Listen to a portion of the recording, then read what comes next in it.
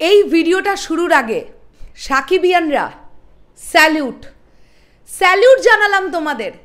সত্যি এটা সম্ভব আজকের ডেটে দাঁড়িয়েও একজন মেগাস্টারের ফ্যান্স এতটাই লয়াল, গরমে গলদ ঘর্ম ঘেমে জামা নেই গায়ে, খালি গায়ে হয়ে যেতে হয়েছে, এত ঘাম ছুটছে, তারপরেও মধ্যরাত্রে বরবাদ দেখা ভুলছে না। ওই গরমের মধ্যে মাথার ঘাম পায়ে পড়ে যাচ্ছে, তাও বরবাদ দেখা ছাড়তে পারবো না। এটাই হচ্ছে পণ করেছে সাকিবিয়ান তথা বাংলা সিনেপ্রেমী মানুষেরা। আমি স্পেশালি সাকিবিয়ানদের কথা বলছি। আমি মনে প্রাণে বিশ্বাস করি সাকিবিয়ান না হলে এটা সম্ভব নয়। হ্যালো আমার সাকিবিয়ান ভাইরা বোনেরা, চলে এলাম আরও একটা নতুন ভিডিও নিয়ে। আমি গত ভিডিওটাতেই তোমাদেরকে বলছিলাম যে আমি মিডনাইট শোয়ের রেসপন্স দেখাবো তোমাদেরকে। ঈদের দ্বিতীয় দিন মধ্যরাত্রের শোগুলো, অর্থাৎ যেগুলো শুরু হয়েছিল 12টা থেকে 3টে পর্যন্ত চলেছে যে শোগুলো, সেই শোয়ের রেসপন্স। বেশি না, 3টে হলের ছবি দেখাবো কিছু। সেখানে ছবিগুলো দেখলে তোমরা নিজেরাই বুঝবে কাকে বলে ক্রেজ, কাকে বলে পাওয়ার, কাকে বলে নিঃস্বার্থ ভালোবাসা। আর যদি কোনো সাকিবিয়ান ভাই দেখে থাকছো আমার এই ভিডিওটা, আমি যে 3টে হলের নাম বলবো তোমরা ছিলে সেই 3টে হলে, তাহলে কমেন্ট করে জানাবে। আমি প্রথমেই বললাম তোমাদের সবাইকে স্যালিউট।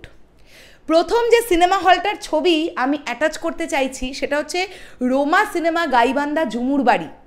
আমি স্ক্রিনে ছবি দিচ্ছি, তোমরা দেখো কি হারে লোকজন বসে আছে, একটা সিট ফাঁকা নেই। মিডনাইটের শো এটা।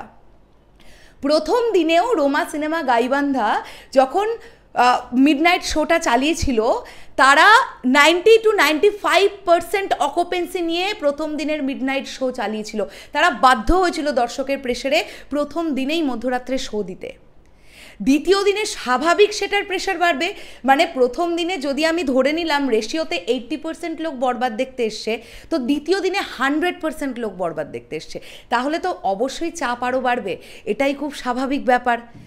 তো রোমা সিনেমা ঝুমুর বাড়ি গাইবান্ধার সিচুয়েশন এটা। গতকাল আমরা ব্যাক থেকে একটা ছবি দেখতে পাচ্ছি যেখানে একটা সিট ফাঁকা নেই, সব ভাইয়েরা স্যান্ডো গেঞ্জি পরে গলায় গামছা দিয়ে বসে আছে।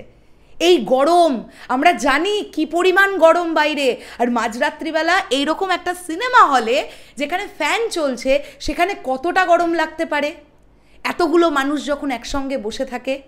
কিন্তু বরবাদ দেখা কিন্তু তারা ছাড়ছে না। এটাই তো একটা আলাদা রকমের ক্রেজ না? এটাই তো স্যালিউট জানাবার একটা মস্ত বড় কারণ সাকিবিয়ানদের। এরপরে আমি যে সিনেমাটার কথা, সিনেমা হলটার নাম বলছি, সেই সিনেমা হলটার নাম এক second, Sirajganj Shahzadpur Gouri cinema hall. আমি ছবি অ্যাটাচ করছি এখানে, তোমরা দেখো। এটা সিরাজগঞ্জ শাহজাদপুর গৌরী সিনেমা হলের ভেতরকার দৃশ্য। খালি গায়ে ভাইয়েরা বসে আছে। মানে তোমরা যদি তৃতীয় সারির, চতুর্থ সারি, পঞ্চম সারি যদি দেখতে পাও, দেখবে এখানে ভাইয়েরা খালি গায়ে বসে আছে। একজন ভাই ঘাম মুছছে স্টিলটা তোলার সময়, গলদ ঘর্ম ঘেমে গেছে।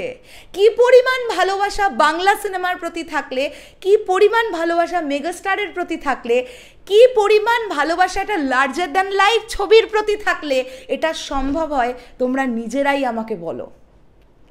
তোমরা জাস্ট নিজেরাই আমাকে বলো। আনবিলিভেবল রেসপন্স দেখা গেছে গতকাল মিডনাইট শোতে। আমি জানতে চাই একটাই কথা, এটা জানলে খুব ভালো লাগবে, বগুড়া মধুবন সিনেপ্লেক্স মিডনাইট যে শোটা চালালো 12টা থেকে 3টে, সেটার রেসপন্স কেমন গেছে? যদি কেউ জেনে থাকো বা যদি কেউ বগুড়া থেকে আমার ভিডিওটা দেখছো, তোমরা উপস্থিত ছিলে, আমাকে কমেন্ট করে জানিও।